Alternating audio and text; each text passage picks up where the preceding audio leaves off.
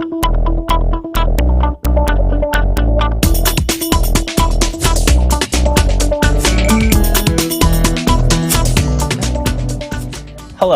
I'm Bill Leipold, and welcome to this edition of Breakfast at the Barracks. Joining me today is Justine Hernandez Levine, Associate Director of the Aresty Research Center for Undergraduates at Rutgers, New Brunswick. Welcome, Justine. Thanks, Bill. Thanks for having me. I'm glad to have you here. I'm not really familiar with the center, so can you kind of give an overview of the center and the mission of the center? Yep.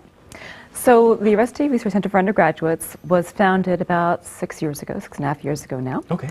And we were founded with a grant from some very generous donors, the Aresties, Jerome and Lorraine Aresty. Okay. He was a graduate of Rutgers College in 1951. And they had already given some money to the university to support undergraduates in the first year with some scholarships, and then in the senior year with some research funds for students who are doing theses. Okay. But they wanted to do something for more students and for students who were in between those two places. And so they were really looking for a project. And I was looking around at other universities comparable to Rutgers. And I said, you know, we're really missing something to get undergraduates involved in research at early stages here. And we're missing some kind of comprehensive center to draw all of the strengths of Rutgers together. So I put together a proposal, and the Aresties took a look at it, and they really loved the idea. And so I was on the ground from the beginning. So let's talk a little bit about it. The mission is to help undergraduate students in their research kind of perspectives. Can you talk to me about how a student comes and uses your center or is viable within a center? And the next step of that, I'm assuming you probably have faculty matches or mentors. So my center does, I explain it as we do three things for students. We have programs that connect faculty members and students. So faculty members come to me to offer positions to undergraduates, and then undergraduates apply through my center for a structured opportunity. Okay. And those opportunities are aimed primarily at rising sophomores or rising juniors. Once a student is a bit more advanced, has some sense of what they'd like to do on their own, they can come to us with a project proposal and a faculty member already in place, and they can ask for support in terms of a small grant. Okay. And then we also just do general advising for students, so students who just come to me and say, I'm looking to get involved, how do I get to know faculty members here, what are the resources I can take advantage of. We also do some workshops for students on things like how to write an abstract, how to do effective presentations. So you're really kind of the bridge for that student to kind of connect to the faculty if they're not aware of a faculty person. Right. And not just to mention the fact that faculty may be looking for students, not sure who to approach. So they're going to give you some of their research projects where they need help. Exactly. And then students can come students can come with their own proposal. Right. So there are lots of different avenues for students and faculty to kind of connect and kind of make that happen. Exactly. What would you say to an incoming student in terms of, is it best to seek you out as a new student their first year, see me in their sophomore year? What's the best way to kind of, what time is the appropriate time to come see you to have that conversation? I think it's really a very individual thing for students. I did actually have a student who approached me in November of his first year of college with a great idea. Okay. He had been a member of Drum Corps International. Which I don't know if you want. Okay, so you know DCI. Okay, yes, great. So he had been traveling with an all-male drum corps for a couple of years and wanted to go back, but wanted to do something more meaningful. And he said, I have this idea. I want to study the culture of drum corps. He wanted to do a documentary. And I said, well, that's interesting, but if you want to turn it into a research project, we need to think about something. We need to think about a research question. What can you study about drum corps? And so he ended up connecting with a faculty member in communication who studies conversation analysis. And he went to DCI that summer with a video camera and with information about a journal that people could keep. And he's developing a dictionary, an urban dictionary of DCI, which he's going to publish with his faculty members. So he's actually come up with what is the culture of this chapter of DCI. So he's really looking at the language context. The language context and what the language mean about its culture. And it was really kind of an ethnography, really, of DCI. Well, DCI, and I'm laughing because I'm very much a drum and bugle corps person, so the conversations and the culture is very much part of who they are. Right, exactly. A lot of the linguistics in terms of not just musical, but the long trips and everything else like that. So he's going to have a lot of material. But he was a first-year student, so he came in November, and he had his own project.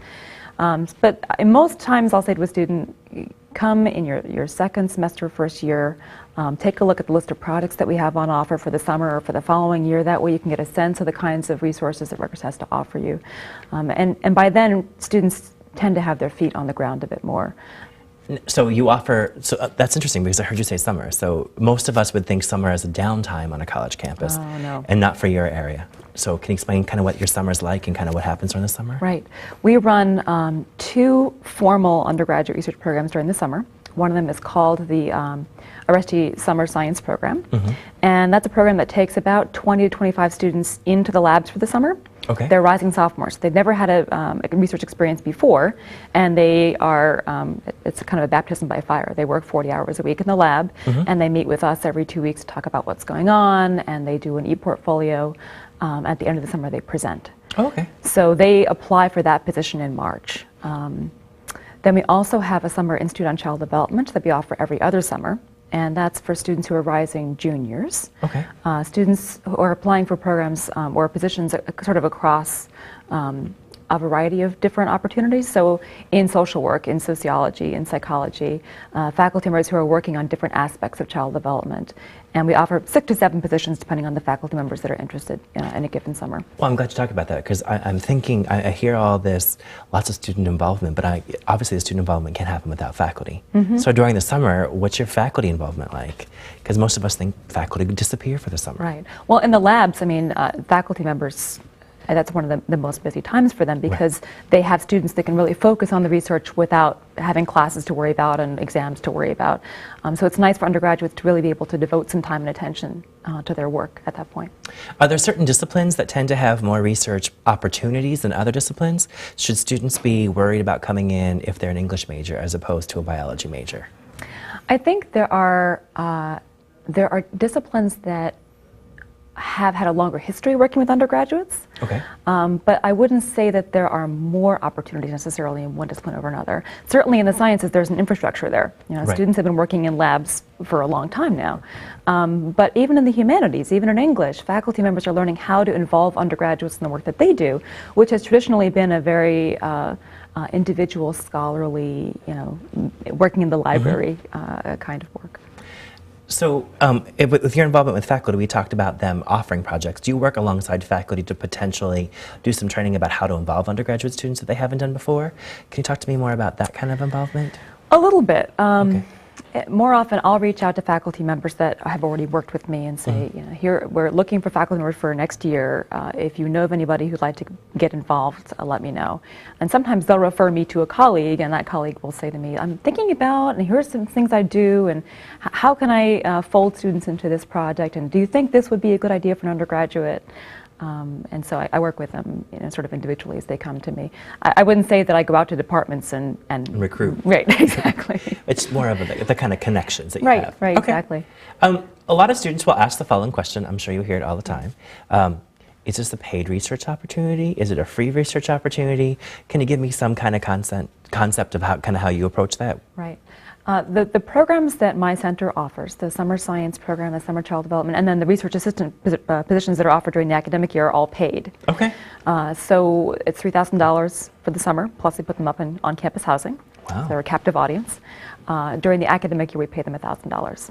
And the reason I pay students is twofold. First, I want to make sure that students who would have had to devote time to a part-time job could make some time for this kind of opportunity. And second, we want to make sure that faculty members are able to take on a student without taking a risk of offering the support themselves the first time around. So usually we pay them the first summer or the first academic year, and if a student and the faculty member worked well together, like each other, then they go on and hopefully earn academic credit or earn fellowships in the future. One of the things that you use to showcase the center is the symposium. So talk to our viewers a little bit about the symposium, kind of the purpose of the symposium and kind of what it does for students. The symposium is our biggest event of the year. It's unique in that it's interdisciplinary. We have students presenting from philosophy to neuroscience and everywhere in between. There are concurrent panel sessions, so students are doing oral presentations about 10 minutes apiece, and then there's a big poster session. So we have about 325 students presenting posters, and then about another 100 students or so doing oral presentations at the same time. Wow. It's a massive event. And the purpose is really just to give students an opportunity to present the work that they've been doing, to talk to people who may not be familiar with their field, and to learn what other opportunities there are at the university. So students will walk around and see each other present as well. It's a symposium one day? Is it a week? Is it several days? Right. What's the time frame? Yep, it's a one-day event right now. Anyway. Wow, that's a lot of stuff in one day. That's a lot of things happening at once. This year it'll be April 23rd in the Rutgers Student Center. We start at around 10 o'clock in the morning and we end at around 4 o'clock. Wow, that's a lot of information. If a new student's coming in, do they have to apply to be part of the symposium? Do they have to be on a research project? How does that happen? How do they become part of the symposium? In order to present at the symposium, just like a professional conference, we take abstracts. So a student will apply in February to present, and then they'll find out in March whether they're accepted or not. It gets more competitive every year as more and more students apply, which is great. Then once they're accepted, then we work with them to improve their presentation skills and give them information about posters, and that's pretty much how it works. I saw from your website, and I see from the information that you have a strong relationship with the SAS Honors College. Can you talk about that relationship and why you think that relationship is so important to the Research Center? Well, I think for me, the relationship is important, but not all-encompassing. I think a lot of people, when they think about research, think, well, that's something that honors program students do. And I've really made it my mission to try to reach out to students who are non-honors program students as well, to say, look, research is something that all students should understand and see value in at a research university. So certainly honors program students are required to do a capstone, and for many students that capstone is going to be a senior thesis or some kind of research. So we'd like to introduce students to that opportunity early, but we also like to make sure that all students know that that opportunity is available to them if they're willing to work hard and deal with the uncertainty that comes with scholarly projects. In terms of your current students that you currently have, can you give us a sense of how many of them are traditional students as opposed to honor students in some ways? Is it about half and half, 40-60? Yeah, I just did the numbers the other day, and it's about 33 to 40% are honors program students in the SAS honors program. So there may be some engineering honors program students or SEBS honors program students. So you really are working with a wide variety of students, which is, really encouraging. Right. Yeah. Well, that's kudos to the faculty members who are willing to work with undergraduates, regardless of whether they're the 4.0 students or the 3.5 students or the 3.2 students, because those students really there's value added for those students in participating in undergraduate research. Is there one example of a great research project that you kind of want to highlight in this last couple of minutes that we have together? Yeah, actually, this year, for the first time, we're working with a community partner, and there are 5 students working with Who Is My Neighbor in Highland Park. So they don't have a faculty mentor; they have a community partner mentor. Oh, wow. They're using faculty members as consultants to develop a plan for a green community center in Highland Park. Wow.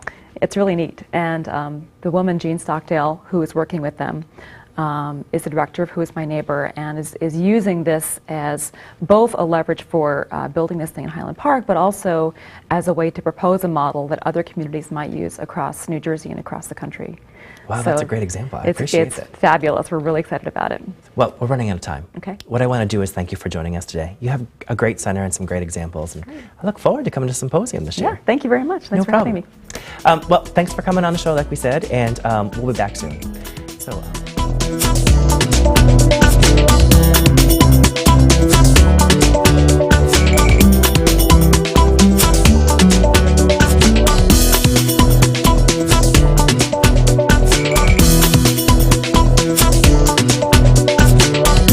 Joining me today is Mark Doty, Professor of English at Rutgers, New Brunswick. Mark, thanks for joining us. I'm glad to be here. I'm glad you're here because I'm very interested in a lot of things that you're doing right now. The thing that I'm probably the most curious about is how does one decide to become a poet? Oh, you don't decide. Okay. Poetry decides that you are a poet. What happened for me is that as a teenager, writing became a crucial way for me to give shape to the tumultuous, inchoate inner life, which was pounding at the walls of my head, but I didn't really want anybody to know what I felt because I was shy and scared, but I needed desperately to give shape to it in some way. So I began to write, as many adolescents do, in order to give a form of some kind, to have a container for all that life within, all that feeling. And gradually, as I began to work with the material I was keeping in my notebook, I began to, almost by accident, really stumble across some poems that spoke to me. Poems by Federico Garcia Lorca, by William Blake, by Walt Whitman. And I began to think that I might take the words in my notebook and try to make something like that, to try to make words that would sing in some way, that would do more work than the words I'm using right now, would lift beyond ordinary speech. And that became such a habit for me, and I was fortunate enough to receive some encouragement early on as a poet, that I simply couldn't stop. Poetry was the one thing that I couldn't walk away from. Okay. In terms of the process, because you talk about how poetry got you, in creating a poem, where does that start? I mean, I heard in your adolescence it started with the kind of emotions and kind of the conflict inside your head and kind of the good parts and the bad parts. Now when you start a poem, how does that process begin? Kind of, do you wake up in the morning and today I'm going to write a poem? Or poetry always, for me, begins in something given, in that welling up of inspiration. And then, indeed, you have to take your will and work on it. But it starts involuntarily, starts, for me, usually with something that I notice, perhaps an image out of the day, a bit of perception, something overheard that won't quite leave me alone. All right. And, you know, we see tens of thousands of little details every single day, and how many of those do we remember? Right. Not many. Right, and this is one of the things that kind of eats at you? Exactly. Kind of? It's like when you're falling asleep, or you're sitting down to be still for a moment, and you remember that duck in the puddle outside the train window this morning, or that child's drawing taped up on a window glass in the drugstore. Something comes back. And I feel that as a writer, what that image coming back is doing is tugging at my sleeve a little bit. It's like, pay attention to me. Okay. There's something here for you to discover if you're willing to look. And that's where the poem starts. It's interesting because even as you're describing that, I vividly have this image of a duck in a puddle outside. I mean, hooray! Even I'm sitting there going, see, it's right. Yeah, you see, it works. Yeah, it does work. But what the image does is convey something of reality to the listener. If I say I want to write about time or death or longing, those words don't really communicate so much, do they? But as soon as I start with the duck in the pond beside the train tracks on this rainy March morning, something starts to communicate, doesn't it? Absolutely. That's the way the language of poetry works. It reaches beneath the surface of words to get at the stuff of sensory perception, the stuff of feeling. I was going to say, because as you're talking about that, not only do I see it, but I also feel like a cold, rainy day. I kind of get that sense. So it's more of an enveloping kind of conversation. I need to write about this duck. It'd be great. You might have started something here. One of the other things that you do great is you write novels. And one of the things that you talk about is dog memoirs. Yeah, actually, my work, I do not write fiction. I write memoir. And it's true, I've written 4 of them. 3 and a quarter, shall we say, because one of them is quite brief. And one of those books is about 16 years of living with dogs. And I want to talk a little bit about that. As a dog lover, I have 2 myself. So any dog novel, strangely, or dog memoir always seems to tug at my heartstrings. Of course. Because one of those things that I think we all kind of, especially as dog people, kind of understand. It's kind of the lost language of dogs, so to speak, in some ways. So for me, talk a little bit about Arden. Who is Arden? Where did Arden come from? How did he help in what certain senses?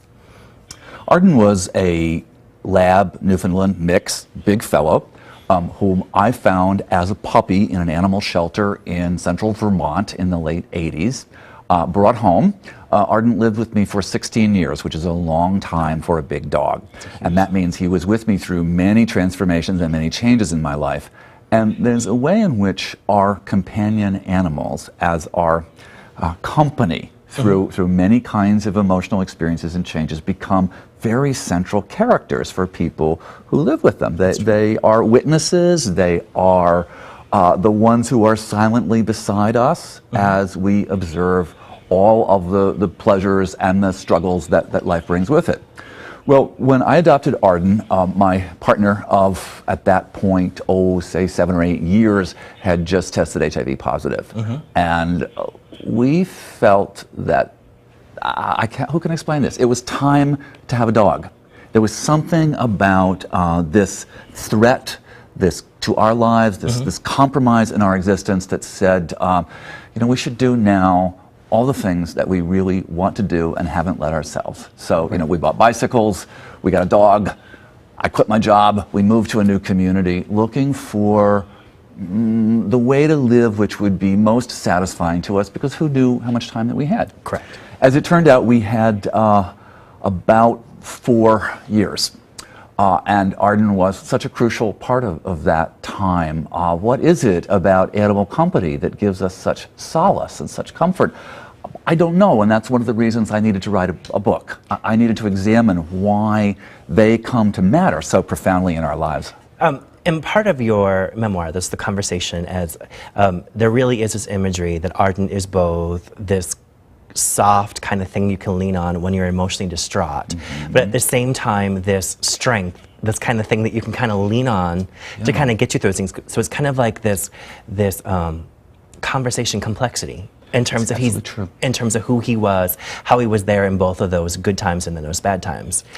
Can you talk a little bit about that? Sure. I mean, one of the things that dogs give us is unconditional acceptance. You can cry as long as you want to your dog. Right. You can pour out your misery without ever being accused of self-pity, without ever being told to get over it. Right. You are perfectly welcome to feel as awful as you do. But conversely, it's also true that your dog needs to go for a walk and needs to eat and has an ongoing life that has nothing to do with your sorrows, you know, your struggles. And so for me, that kind of dual relationship was very useful. At some of the darkest hours in my life, here was this creature who just needed to be taken care of and who was continually in the present, as I very seldom was in those days. As my partner became increasingly more ill, I was, of course, anticipating the future. Right. And after his death, I was profoundly turned towards the past. But animal company is always here and now, and that is a very great tonic. And not to mention, like you talked about, the routine. The routine is one of those things that kind of get you up, get you going, get you out, because they have to. They have to, and right. you have to with them. And so when you least feel like going out and facing the world, the eagerness of an animal for what comes next can be you know, just something that gives you strength. That's true. Gives you hope too. I appreciate that. One of the other things that you've started to write poetry about is 9/11, and the conversation for me, as I read through some stuff about where the nation was, where you were. So can you talk to me a little bit about your poetry post 9/11? Sure. I think that the poet, as a citizen, wants to respond to the life of the community. We sort of can't help but respond to that. I also think that we seek words for our collective grief, for our collective doubt and uncertainty, and that's something that poetry at its best can do for us. It's very difficult as an American poet to speak about the social world in that way. So much of our training, so much of our habit and our tradition points towards writing about the individual life. Poets are sometimes accused of tending their own gardens. Okay. And that's because poetry grows out of perception, out of immediacy, like that duck by the tracks we were describing. That's a moment of direct, personal, sensory apprehension. I was living in Manhattan at 9/11, but I live on 16th Street. I'm a little ways away. I didn't have that, I didn't lose anyone I knew well. And yet it was my city that was struggling. How to find words for the wound in my city's life. How to both address that pain and consider what this might mean for our future. I don't know that I can judge what I've made out of that. There are a few poems, and there is a chapter in my book, Dog Years, which considers the impact of 9/11. But I think that ultimately, I would need the distance of time, we'll all need the distance of time to stand back and see how that crisis affects the art that is made thereafter. I know that effect is real, I know it's profound, but exactly what it is, I don't think we can know yet. Well, for me personally, as I read through it, I think the conversation of I had lived in Manhattan at that particular point too. And while I had witnessed a horrific tragedy from the other side while I was at Rutgers. Going back home over those next few weeks was strangely, it had altered New York City. Folks were quiet on the subway. Folks were, quiet as they were walking up and down the street. There wasn't this same bustling. Yes. And there was this automatic politeness. Yes. That, I remember my parents were in the city. At one particular point, we were at a restaurant, and automatically everybody started singing. And so those are things that will forever live in my mind. And as I read part of the poems, those moments and those sensories came back to me in terms of the anger, the frustration, the complexity, and the quietness of the city over those times. One of the most profound moments for me, do you remember the anthrax scare that was happening at the same time? And one day I had gone downtown really to try to support some businesses. There was a move to make sure that we did some shopping downtown, paid attention to the needs of people there. And I got on the subway car, and the seat in the subway was dusted with white powder. And we all looked at it and we thought, it can't be. Right. And we considered the possibilities. And finally, we sort of brushed it off and sat down. We're New Yorkers. Yeah, we're gonna This is not going to stop us. And I love that moment. Yep. That was like the chutzpah coming back. You're not going to deter me from my life, which is such a characteristic of New York. It was a very beautiful moment in a stubborn urban way. No, I agree with you. Listen, my producer's telling us it's time to go, so I want to thank you for being with us. We could keep talking all day. We could. I appreciate you being here. My pleasure. That's all the time we have for this edition of Breakfast at the Barracks. For more information about any of our subjects we discussed here today, please visit our website at rutgers.tv. For all of us at the Rutgers Division of Continuing Studies, I'm Bill Leipold, and thanks for watching.